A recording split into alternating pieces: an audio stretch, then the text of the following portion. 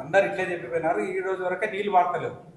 రాజల్లి బండ డైవర్సిటీ నుంచి మనకు నీళ్లు రావాలా, కానీ ఇంతవరకు రాలేదు. తర్వాత మీరు కూడా ఇప్పుడు ఆర్డీఎస్కి నీళ్లు అంటే అది తుమ్మిలో ఏదో అది చేసినాం ఇది చేసినామని చెప్తే ఇప్పుడు కూడా నీళ్ళు వస్తలేవు. కనుక మరి దీని మీద మీరు ఎటువంటి స్టాండ్ తీసుకుంటారు జాగృతి నుంచి అనేది స్పష్టమైనటువంటి హామీ ఇవ్వాలి. రైట్. జాగృతి ఇప్పుడున్నటువంటి పరిస్థితులలో మేము ప్రభుత్వాలని ఒత్తిడి చేసి పనిచేయించగలిగేటటువంటి పరిస్థితులు మాత్రమే ఉన్నాం. సో తుమ్మిళ్ళ అనేటటువంటి దానికి నేను సమస్య ఉందని చెప్పడం కాకుండా సొల్యూషన్ కూడా చెప్తున్నాను. అది కూడా అధికారులను సంప్రదించిన తర్వాత, ఇంజనీర్లను సంప్రదించిన తర్వాత, అక్కడ స్థానికంగా ఉన్నటువంటి రైతులతో మాట్లాడిన తర్వాత. ఎందుకంటే పైన ఉన్న రైతులు ఒక సంవత్సరం పంట ఎండబెట్టుకోవడానికి సిద్ధంగా లేరు. కింద ఉన్న రైతులకేమో నీళ్ళు వస్తలేవు. నీళ్లు పోవాలంటే ఏం చేయాలి? ఉన్న 3 మోటార్లు ఒకటే మోటార్ పనిచేస్తుంది. ఇంకో మోటార్ పనిచేయాలంటే పైప్ లైన్ వేయడం ఒకటే పరిష్కారం. ఆ సూచన మేము ప్రభుత్వానికి చేస్తున్నాం. ప్రభుత్వాలు సీరియస్గా తీసుకొని ఆ ప్రాంతాల ప్రజలకు కనుక నీళ్ళు ఇవ్వాలి అనుకుంటే పైప్ లైన్ చేస్తారా, ఇంకో మార్గం వెతుకుతారా, ప్రభుత్వాలు ఆలోచన చేయాలి. దానికోసం మా వంతు ప్రయత్నం తప్పకుండా ఒక సంస్థగా మేము చేస్తాం. Thank you. తుమ్మిళ్ళ ప్రాజెక్టు కట్టినప్పుడు మీరు కూడా అధికారంలో ఉన్నారు. ప్రాజెక్టు డిజైనే తప్పు చేసాడు. 3 మోటార్స్ ఉన్నాయి కదా మేడం, ఒక్క మోటార్కే కాలువలు తెగిపోతుంది. అది ఖచ్చితంగా పొరపాటు చేసింది గవర్నమెంట్ అని అనుకుంటున్నాను. నేనేమంటున్నా బ్రదర్, అధికారంలో బీఆర్ఎస్ పార్టీ 10 సంవత్సరాలు ఉంటే నేను ఫస్ట్ 5 సంవత్సరాలు ఎంపీగా ఉన్నా.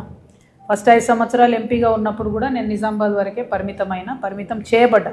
అంతకుముందు తెలంగాణ ఉద్యమంలో నేను కూడా ఆర్డీఎస్కి వచ్చి ఆ రౌండ్ పుట్టి ఎక్కి తిరిగిన. ఎట్లా ఆర్డీఎస్ తెలంగాణకు అన్యాయం జరుగుతుందన్న విషయంలో నేను కూడా తిరిగిన.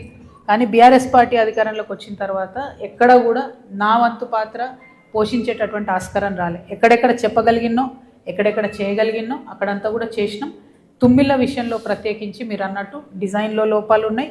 డిజైన్లో లోపాలు ఉండడానికి అనేక కారణాలు కూడా చెప్తున్నారు. ఎందుకంటే రైతులు విల్లింగ్ లేరు, అన్ని చిన్న కమతాలు ఉన్నాయి, అందరూ ఎస్సీ ఎస్టీ రైతులే ఉన్నాయి, చిన్న భూములోనే అర్ధ ఎకరం ఉన్నాయి, వాళ్ళ నుంచి తీసుకోలేము అన్నమాట చెప్తున్నారు.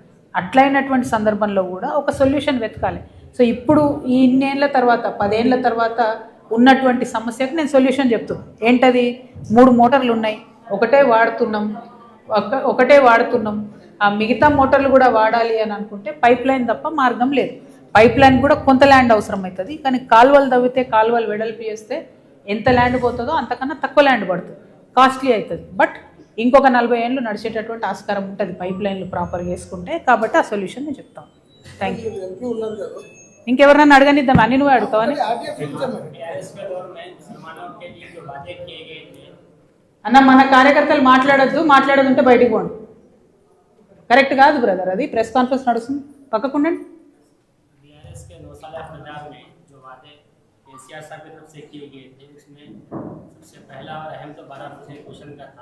उस पर तो कभी तवज्जो नहीं दी। इसके बाद भी जो मुसलमानों के मसाइल थे, जैसे मसाजिद की शहादत है, मुसलमानों के शादी मुबारक उसमें उनके फाइल्स को डिले करना, ऐसे मसाइल पर ना उस मौके पर तवज्जो दी गई और ना कांग्रेस दौर हुकूमत में ना मुसलमानों में जो रेगुलेशन दिया गया है उस पर भी अमल नहीं हो रहा। उसके खिलाफ आपको एक मजबूत एक मुनज़्ज़म अलग आपकी आवाज़ सुनने में नहीं। देखिए सब क्या हुआ, मुसलमानों के साथ जो 12% रिजर्वेशन के लिए एक असेंबली में रेजोल्यूशन बना के सेंट्रल में भेज दिए थे।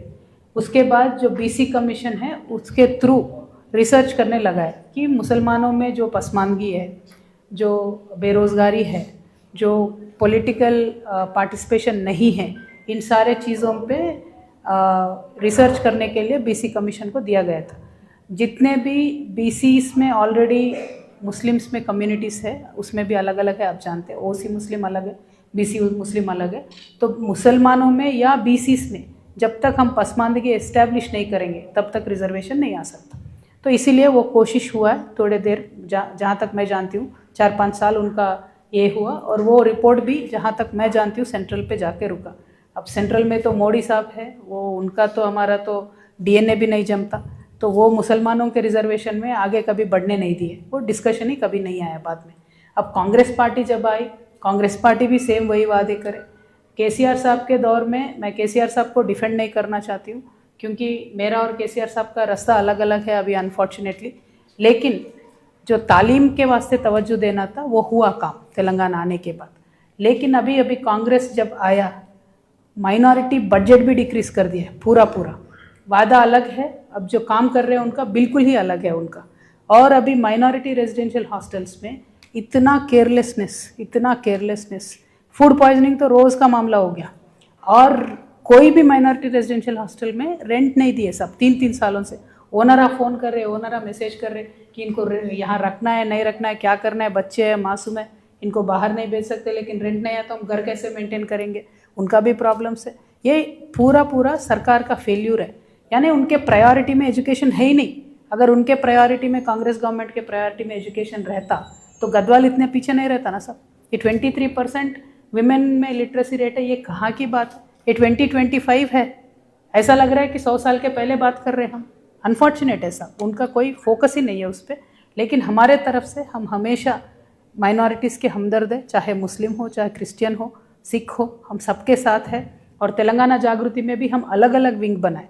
माइनॉरिटी मुस्लिम का अलग विंग है, माइनॉरिटी क्रिश्चियन का अलग विंग है, माइनॉरिटी सिख का भी अलग विंग है, क्योंकि हम तवज्जो देना चाहते हैं माइनॉरिटी के डेवलपमेंट में। खासकर मैं चाहती हूँ कि माइनॉरिटी का पॉलिटिकल रिप्रेजेंटेशन बढ़े।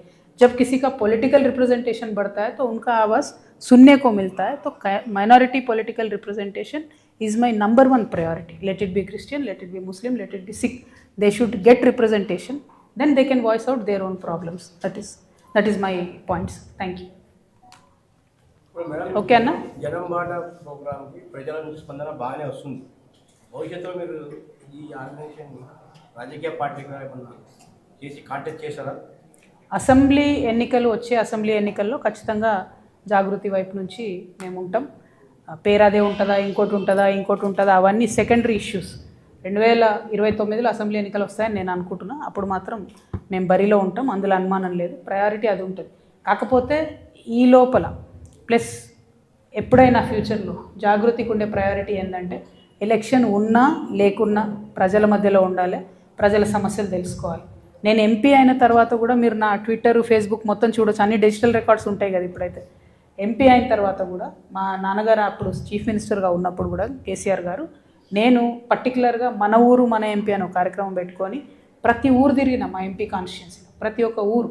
అంటే నాకు అధికారం ఉంది కదా, నేనేం తిరిగే అవసరం, నేను ఆల్రెడీ ఎంపీ అయినా కదా అని అనుకోలేదు.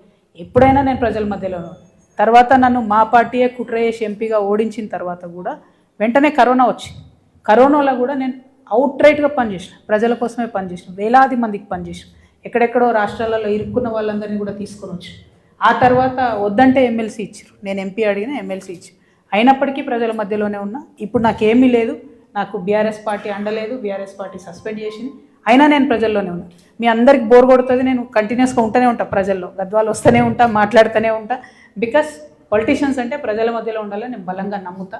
కాబట్టి అదే విధంగా పనిచేసుకుంటూ వెళ్తున్నా. మీరు అన్నట్టు ప్రజల ఆదరణ బాగా వస్తున్నది. వచ్చి సమస్యలు చెప్తున్నారు, మాకు అక్క మీరు ఇక్కడ రండి అక్కడ రండి అని సమస్యలు చెప్తా ఉన్నారు. కాబట్టి ఆ సమస్యల పరిష్కారానికి కూడా మేము కృషి చేస్తాం.